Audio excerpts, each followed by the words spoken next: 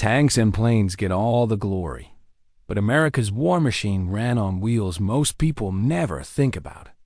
This video documents every known American truck, car, tractor, motorcycle, and support vehicle of World War II. From tiny reconnaissance cars to the massive tank transporters that hauled Shermans across half the world. But one vehicle on this list became so essential and so beloved that soldiers from a dozen different Allied nations swore it single-handedly won the war. And that machine is coming later in this video. We start with light cars and reconnaissance vehicles. Jeep Willys MB. This is the vehicle referenced at the beginning of this video. Small, light, and almost impossibly reliable. The Jeep became the single most recognizable American vehicle of the entire war. Used for everything from scouting to ambulance duty to towing light guns. And General Eisenhower himself later named it one of the 3 pieces of equipment that won the war. Ford GPW. Built to identical specifications alongside the Willys MB when Ford was contracted to boost production.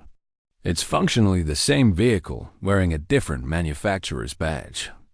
And together the two companies produced hundreds of thousands of these light workhorses.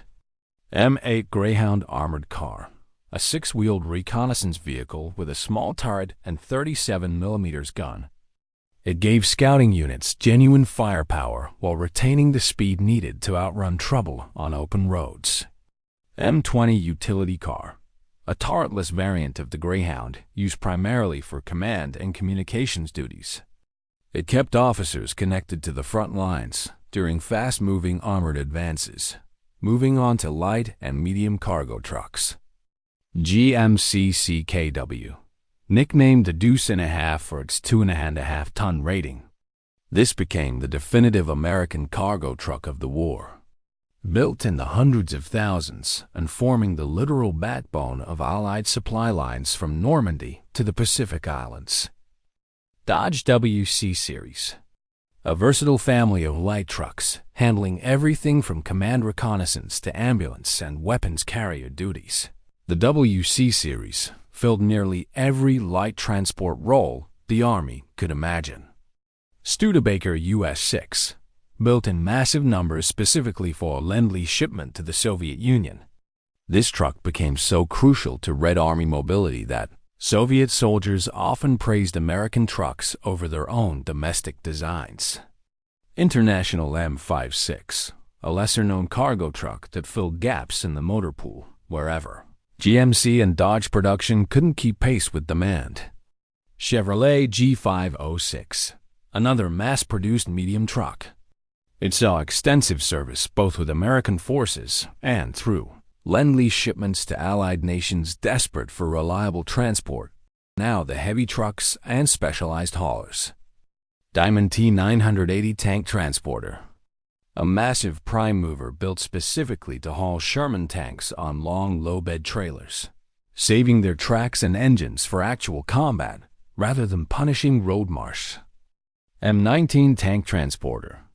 Combining a powerful tractor unit with a specialized trailer, this system moved the heaviest American armor across Europe with remarkable efficiency.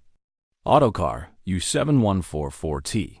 A heavy-duty prime mover used for hauling the largest artillery pieces and equipment loads in the American arsenal. White 666 cargo truck, a rugged heavy hauler that filled general transport duties wherever extra payload capacity was needed. Mack nitrogen monoxide 7.5-ton truck, built for hauling the heaviest artillery pieces. Its powerful engine gave it genuine pulling capability that lighter trucks simply couldn't match, moving to artillery tractors and prime movers. M4 high-speed tractor. Built specifically to tow heavy anti-aircraft and coastal artillery guns at speeds regular tractors couldn't match, keeping air defense batteries mobile enough to relocate before enemy bombers could target them. M5 high-speed tractor. A lighter version of the M4, used for towing medium artillery pieces across rougher terrain. Alice Chalmers M7 tractor. A specialized artillery, Prime mover that combined decent speed with the raw pulling power. Heavy guns demanded, now for armored cars and scout vehicles. M3 Scout Car, an open-topped armored vehicle used extensively for reconnaissance and command duties early in the war. Its distinctive angular armor plating became a familiar sight in North Africa.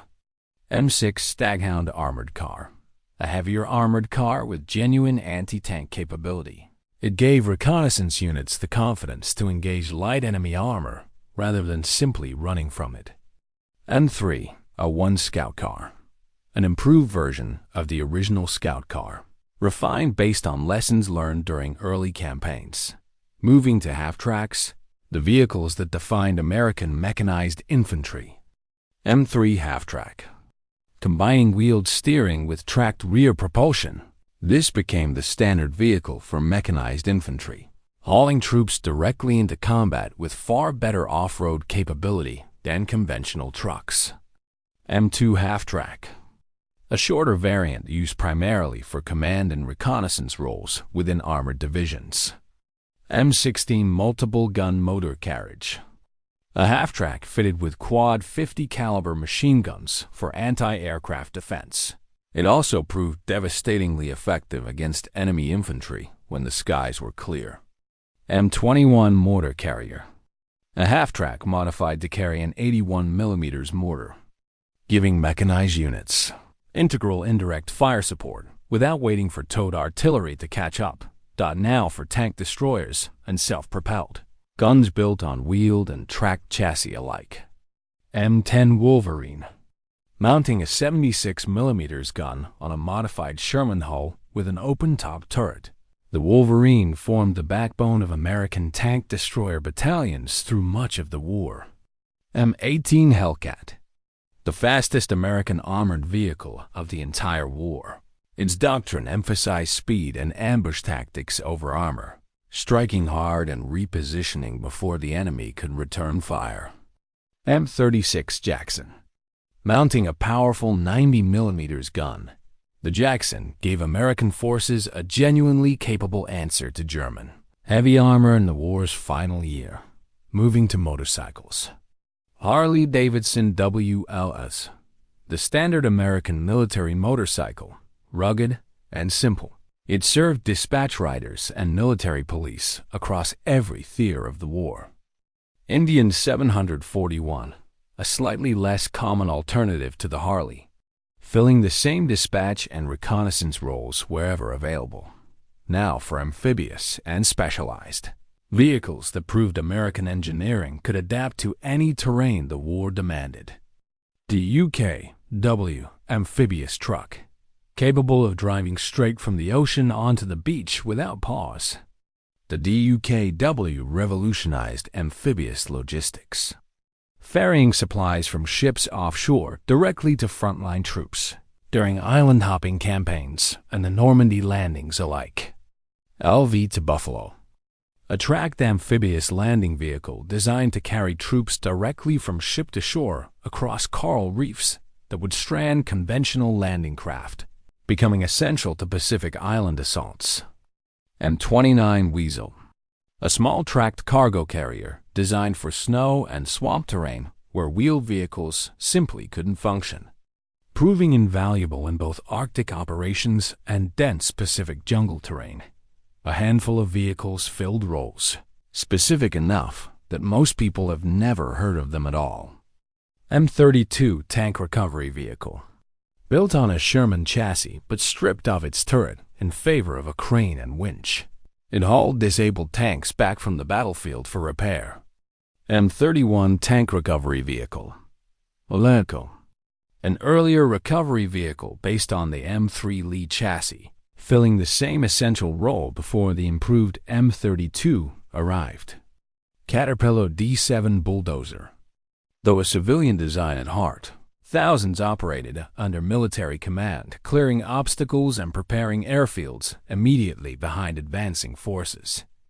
Autocar Fire Truck, a specialized firefighting vehicle stationed at forward airfields, ready to respond the instant a damaged aircraft attempted a dangerous landing. Federal 604 Wrecker, A heavy-duty recovery truck used to clear broken-down vehicles from crowded supply roads, keeping traffic moving during critical offensives. Chevrolet 1.5-ton panel truck, a light delivery van adapted for courier and medical supply duties around rear area depots. Willys Jeep ambulance variant, a lightly modified Jeep configured to carry stretchers, proving that even the smallest vehicle in the fleet could save lives when speed mattered more than capacity. There's an entire second tier of vehicles that historians rarely bother mentioning, but that filled genuinely important gaps in the American motor pool. Dodge WC-54 ambulance, built specifically to carry wounded soldiers with proper suspension for a smoother ride. It became the standard field ambulance across every theater the Army fought in.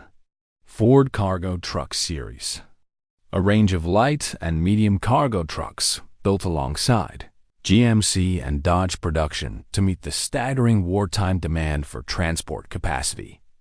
Rio Motors Cargo Truck, another manufacturer contracted to bolster overall truck production. Its vehicles served in secondary roles wherever the major suppliers couldn't fill every order. Marmon Harrington Armored Truck, a lightly armored cargo variant used for transporting sensitive supplies through contested territory. International Harvester M34 truck, a dependable medium truck that filled routine cargo duties without much fanfare. Exactly the kind of vehicle that kept supply lines running even when nobody was paying attention. Kaiser Frazer Jeep variant, a less common manufacturer, contracted during peak wartime demand to produce light utility vehicles alongside the more famous Willys and Ford lines. Signal Corps Radio Truck, a specialized communications vehicle packed with radio equipment, keeping scattered units connected across battlefields that stretched for dozens of miles in every direction. Ordnance Maintenance Truck, a mobile repair shop on wheels, carrying tools and spare parts directly to broken-down vehicles rather than waiting for them to be towed back to a fixed workshop. Quartermaster Refrigerator Truck, an unglamorous but essential vehicle that kept perishable food supplies from spoiling during long transport to frontline units.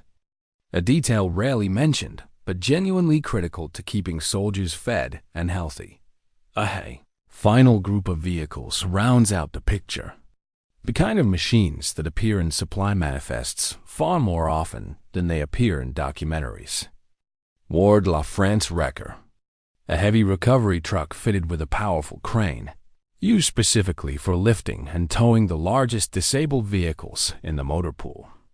Brockway 666 heavy truck, another heavy hauler contracted to meet wartime production quotas, filling essentially the same role as the White 666 wherever extra capacity was needed.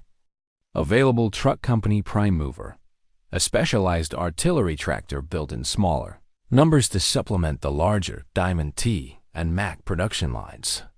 Cletric Tractor, a tracked construction vehicle used for engineering work and airfield preparation, valued for its ability to operate on soft or uneven ground where wheeled vehicles struggled.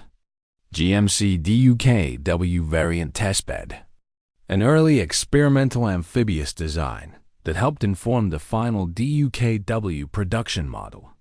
Proof that even America's most celebrated vehicles went through rounds of unglamorous trial and error before reaching the battlefield. M29C Weasel Amphibious variant, a modified version of the standard Weasel fitted with flotation devices, extending its already impressive terrain versatility into shallow water crossings as well, from the humble Jeep scouting ahead of advancing columns to the Diamond T hauling broken Shermans back from the front. America's wartime vehicle fleet was rarely glamorous the way tanks and fighter planes were, but every single division, every advance across two oceans, depended entirely on these trucks. Cars and carriers moving fuel, ammunition, food, and soldiers across a war that stretched from the beaches of Normandy to the jungles of Guadalcanal. Whether it was a GMC Deuce and a half grinding through mud, a DUKW rolling straight out of the surf, or a humble Jeep carrying wounded men to safety. These vehicles rarely appear in the history books that focus on tanks and generals. The tanks and planes won the battles people remember. It was vehicles like the Jeep that actually kept the entire war moving forward, one supply run at a time, and without them, none of the famous victories that followed would have been possible at all.